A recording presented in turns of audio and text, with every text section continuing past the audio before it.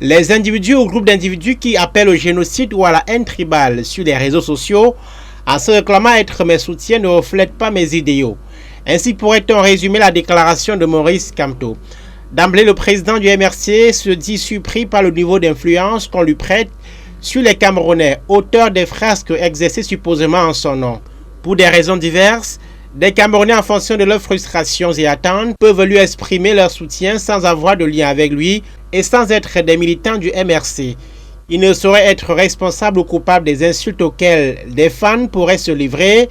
Pour les militants du MRC ou les communicants s'exprimer officiellement au nom de son parti, des sanctions exemplaires sont prises lorsque des dérives langagières sont constatées. En précisant que les adversaires politiques du MRC peuvent faire agir des personnes manipulées en vue de faire porter le chapeau à son parti, l'opposant appelle les Camerounais de tous bords, les militants et sympathisants du MRC en particulier, à faire preuve de vigilance en cette année électorale. Maurice Kamto dresse en 10 points le portrait robot d'un vrai soutien.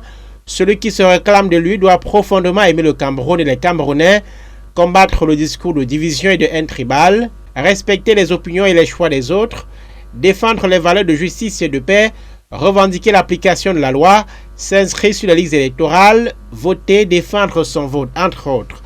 Maurice Kamto, qui fait cette sortie après un appel au génocide lancé par un Camerounais de la diaspora, présenté comme son soutien, s'étonne que les militants du RDPCE ont le droit d'appeler un coup d'État en cas de victoire du MRC à la présidentielle, sans être rappelés à l'ordre par leur parti, ni punis par la justice, malgré une plainte déposée à cet effet. La sortie de Maurice Kamto rappelle l'inapplication du code pénal, dont la version révisée de 2016 inclut des dispositions réprimant la haine tribale et la haine religieuse, notamment.